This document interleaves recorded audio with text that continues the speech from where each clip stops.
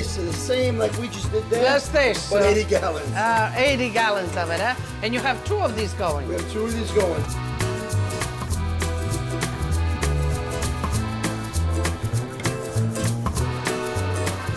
Let's just drizzle a little bit of oil. And now, with the polpettone,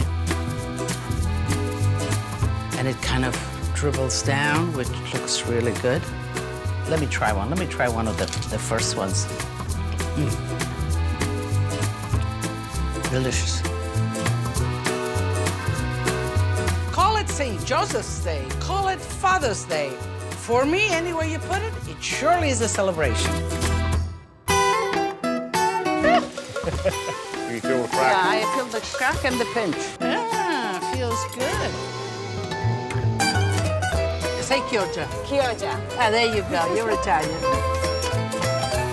Can I just get into it?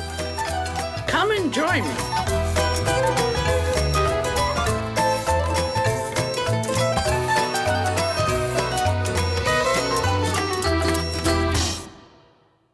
Lydia's Italy in America is brought to you by Grana Padano cheese, versatile and very Italian. And by Colavita, an Italian family brand.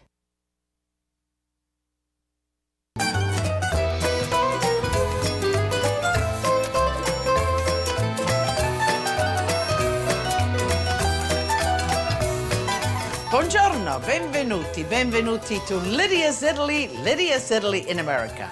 And today we are smack in the middle, the Midwest, Kansas City, and New Orleans. This dish, we're making a great meatloaf. I mean, in Italy it's called polpettone. Polpetta is a meatball. Polpettone means a big meatball. And, you know, all of you out there make it. I know you love it. But I'll give you a little Italian version, maybe an Italian-American version. Also, we'll make some great mashed potato with roasted garlic. And then the fig cookies, traditional for St. Joseph's Day. Let's make the polpettone, the meatloaf.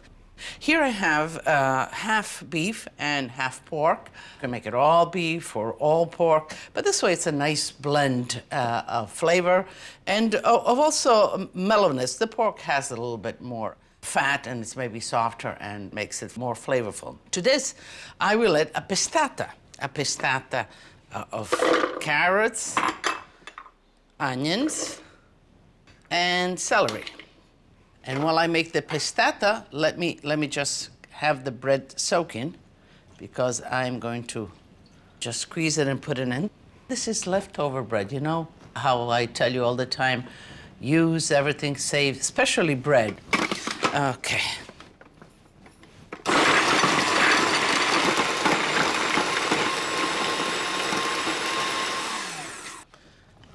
Let's put this right in there.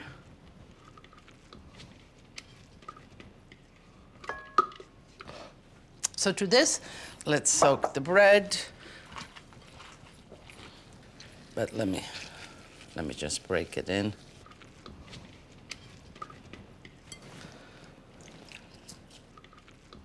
Okay, let me just get that mixed. And a little bit, and you know, you can try to do it with a spatula or whatever, but the hands will just get it done so much better and quicker. A little bit of oregano, dry oregano, salt, parsley. Scallion's an underused vegetable. I love it. It's year-round. Gives that green and that oniony. Use the stalks. Take out the outer leaves, and then the rest you just chop it up and use it. All right. So we have a nice mixture here. St. Joseph's Day is kind of the Father's Day for the Italians. And of course, New Orleans dedicates a whole parade to it. So let's celebrate that day. Okay, so now this looks nice and moist, but if it's still a little bit dry, just add a little bit of the tomato sauce that you have, or peeled tomatoes, just crush them, and that will give you moisture and flavor. Okay, let's see. Okay, so let's roast it now. Any venue that you bake your usually meatloaf in is fine. I oiled mine, so I'm gonna just flip it in, and then I'm gonna shape it up. Okay. And you say, okay, what shape? I guess you want that it's even, so that it cooks evenly all over. And just like that, in a 375-degree oven, about an hour and 20 minutes, it should be ready. Every St. Joseph's Day, David Greco, a dear friend from New York City, makes the trip to New Orleans to prepare pasta con le sarde, a traditional Sicilian pasta dish made with fennel, pine nuts, golden raisins, breadcrumbs, and of course, sardines, for hundreds of hungry festival goers. I visited with David in the hotel kitchen where he was preparing the feast. So Cadin, the stesso, the same like we just did there. Lo stesso. But 80 gallons. 80 gallons of it, huh? And you have 2 of these going. We have 2 of these going to cover the pasta. When we're done, it's over 400 pounds. Let me see. Let's see Send what. perfume. Guarda. Wow. What a perfume. That's the goal, yeah. Lots of flavor here. Good. Did you say 400 pounds? When it's done, over 400 Mamma pounds. mia. Con la All right. salsa tutto. All right. Can I come and help you, the chef? You gotta help me, Lidia, please. Oh, okay. The crowd was eagerly awaiting the meal, and with a cry of Here comes the pasta. the festivities began. 400 pounds of pasta, dressed with 80 gallons of Le Sarde sauce, came marching through the hungry and happy crowd. And I had a fantastic time serving everyone and getting caught up in the spirit of the day. Festivals are a regular occurrence across Italy, and I've been pleased to find celebrations like this one happening in Italian communities across the United States. They not only bring communities together, but they keep Italian heritage alive. So the meatloaf is just about done. Let's do the potatoes. Mashed garlic, roasted, rocky, olive oil, mashed potatoes. You got it all? But it's simple. So let's roast some garlic. Roasted garlic is really great. It's wonderful, a lot of flavor. It's good for you. And when you roast it like this, you get all of the sort of pungency of garlic out. So cut it in half. You can roast the whole head, but like this, they're easy to squeeze out. Just a little bit of salt, like that. Just a little bit of oil, like that. And you pull it together, kind of loosely packed, just like that. And you put it in the oven next to the meatloaf, and it'll take about 40 to 45 minutes, and it will be just like this. Okay, so here it is. So what do we do with that? You take the whole head, you let it cool just for a minute, and you squeeze the garlic cloves right out. Okay, we got everything out of this one. And it's sticky, fingers sticking good. It's, I guess, the sugar, the concentration, it's what makes it delicious. So let's get them all out of here. Okay. So let's just mash it up a little bit so it doesn't stay as a whole in the mashed potatoes. A little bit of oil, just a little bit of seasoning. Okay, and we'll add this to the mashed potatoes. Let's mash the potatoes.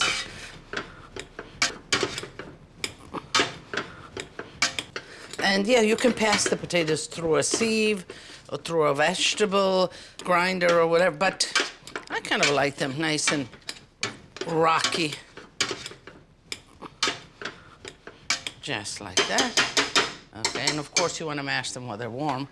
That is hot. Let's get all of this in there. Spatula is the best way because we want to collect everything.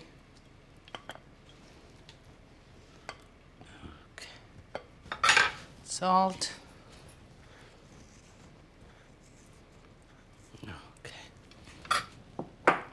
And now just a little bit of warm milk.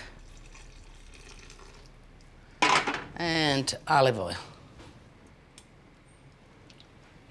I mean, you make butter, mashed potatoes. The Italians use olive oil.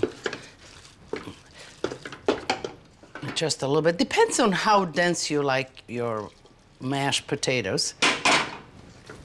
Is how much milk you add and how much you kind of really mash it. Okay, I'm gonna taste it. And let's see where we are with this. Good. Just a little bit of oil and just a little bit of salt. Okay, potatoes are nice and hot and ready. The meatloaf is resting, so it's ready to be plated and enjoyed.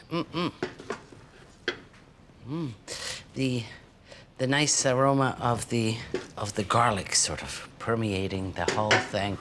Let's see, I have some little sauce here, marinara sauce. Let's just drizzle a little bit of oil. Here I have just a little bit of fresh oregano. And now, with the polpettone, a nice warm plate, we'll cut it right in here. And so you can see that this is a moist polpettone, and just out of the oven. If you let it rest a little bit, it'll be easier to cut, but you know, it's nice and hot now. I want to share it with you.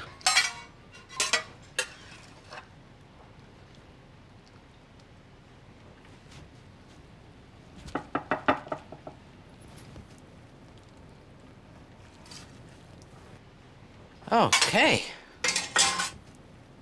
My goodness, I think I have to taste some here. Look, these little pieces are really beckoning for me. Okay. Just like that. Maybe just a little bit of sauce. Some potatoes. Okay. Oh, let's put just some beautiful, when you present it, sage leaves here, just like that, okay? I have myself a little tasting. I have some Merlot. So we're in Kansas City, Middle America, New Orleans. I'm gonna go to the West Coast for the wine, and I'm gonna have some Merlot Mondavi. Let's taste the meatloaf together.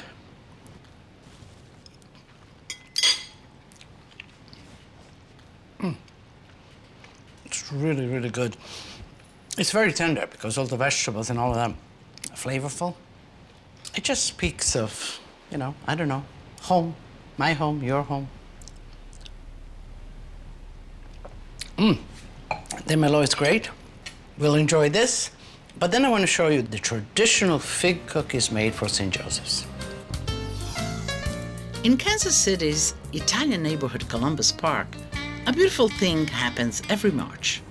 The parish members of the Holy Rosary Church come together in its basement to bake, ice, and mold dozens of cakes and cookies to build an immense altar for St. Joseph's Day. I've been lucky to witness this more than once, and it transports me to Sicily each time. Hours and hours are spent making hundreds of the traditional fig cookies. Being surrounded by these festivities, I just couldn't help myself. I gathered as many of the workers as I could to get to know them a little better. Because this is what really excites me about Italians in America, those who are keeping Italian traditions alive.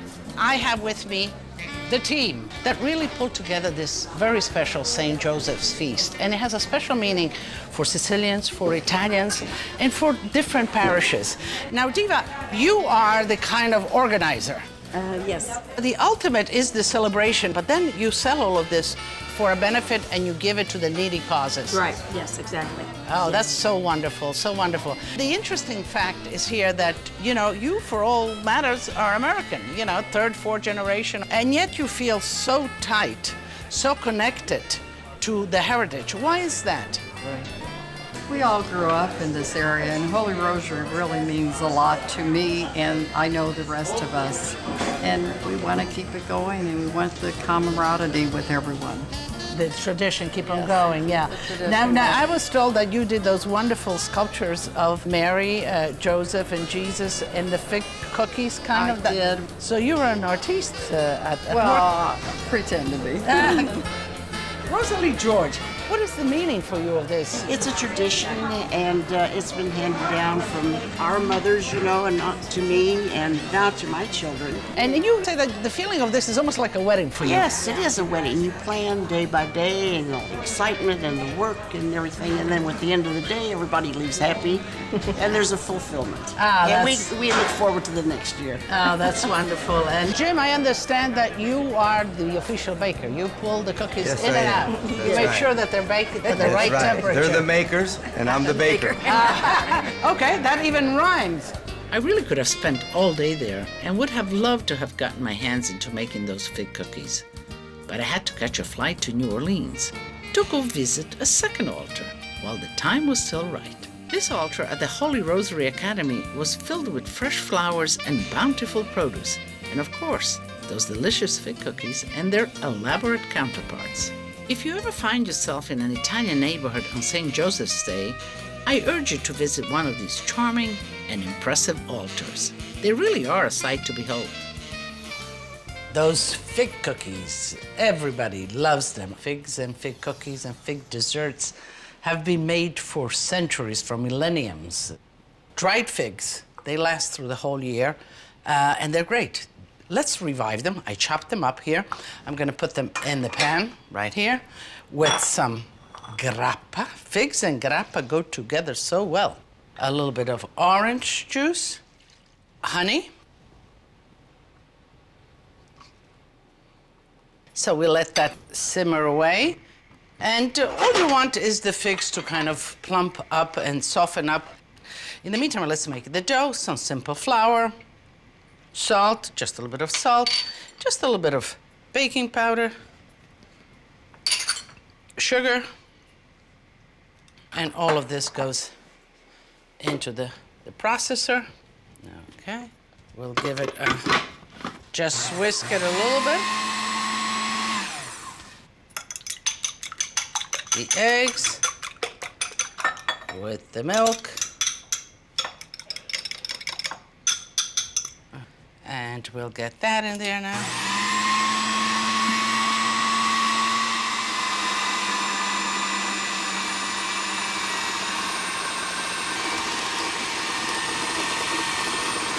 Just a little more.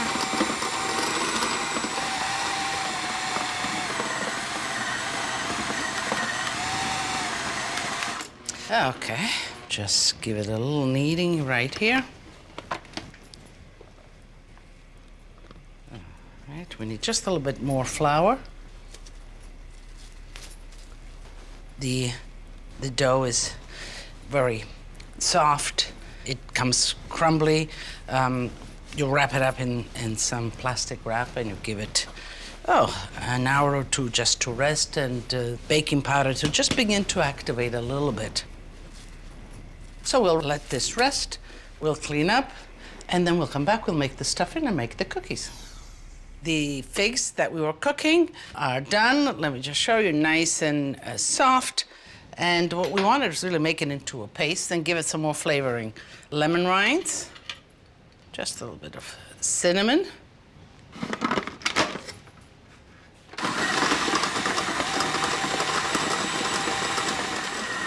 You want it somewhat pasty, but a little chunkiness. And now we'll add to this the walnuts, and those I want a little bit chunkier, so add them just at the end and process it a little bit.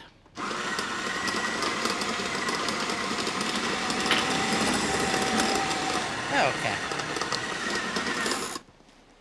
So that should be fine. And I have it all out here. You know, it's kind of sticky getting it all out, so I have it all ready for you. Here it is. Now we'll roll out the dough. The dough is nice texture. Roll it out between two pieces of parchment paper, and so what you want to do is kind of make a long rectangular dough so you waste as little as possible. This is about the size. Try to peel it off, and if it is kind of sticking a little bit, just put a little bit of flour. Okay. Let's just get it in shape and ready to fill. Kind of halfway, like that. Just measure that in half, cut it in half just like that. Just a little bit of water because this is kind of sticky. This is fun. Your kids will like this. So let's make little pieces at a time.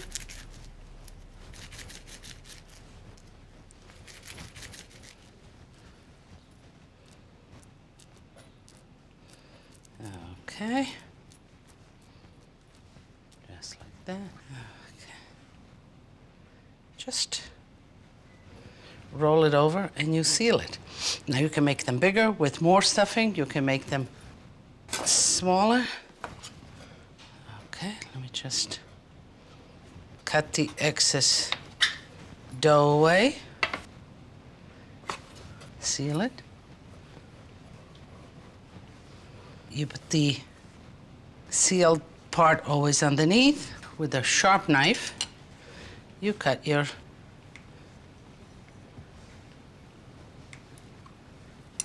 let's make them a little bigger.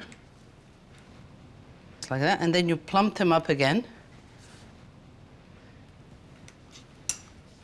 And just set them up like little soldiers. The inside doesn't need cooking. Actually, you don't want it to harden up. You just want the dough on the outside to cook. And in a 375-degree oven, about 20 minutes, and they're done. So, the fig biscotti cookies are done. Let them cool completely. And then you make a simple icing. This one we'll make just with milk, and this is just powdered sugar. The quantity of the liquid really determines the whole, so go easy on it. This one is made with milk because the figs have a lot of flavor and all of that, but in Italy they make it with orange juice, with lemon juice, and it's a simple icing that has the different flavors. I just want to get it velvety. And you could either do it with a brush, but just doing it like this, it's beautiful, and you have that little very nice even shine, and it kind of dribbles down, which looks really good. So there's a lot going on here, but let me try one. Let me try one of the first ones for you.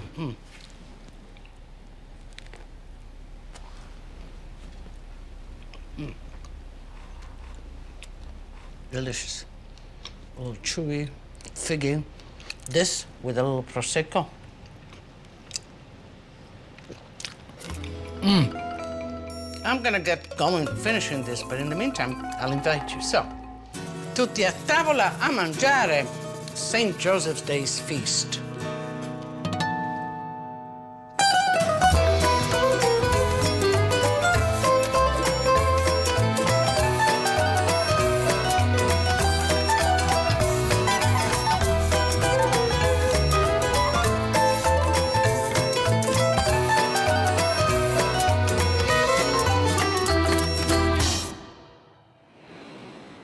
This companion cookbook, available for $35, contains every recipe featured in this season of Lydia's Italy in America. In addition to her easy-to-make dishes, Lydia shares stories about the unique artisans that she discovered. For $39.95, we'll send you the cookbook and the Best of Lydia Pasta DVD, a $54.99 value. To order, call 1-800-PLAY-PBS or visit shoppbs.org/Lydia.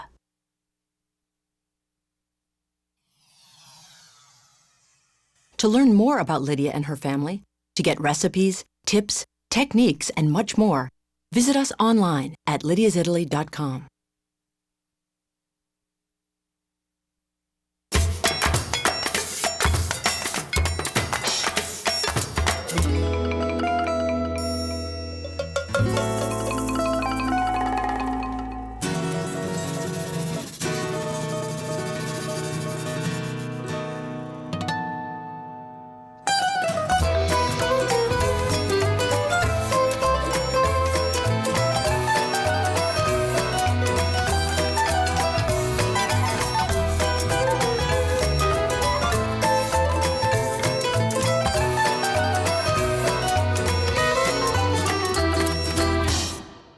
Lydia's Italy in America is brought to you by Grana Padano cheese, versatile and very Italian.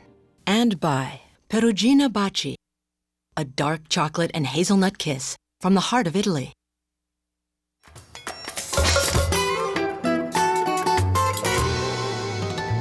When you pull a pan out of the oven and it's hot, always leave either the rags that you pulled it out or the mitts right on the handles, so that when you walk away, somebody else doesn't walk in and just grab the bare hot handles. So what do you do with your leftover bread that's left out? Dry it well, and then don't toss it. Grate it, make breadcrumbs. Just like that.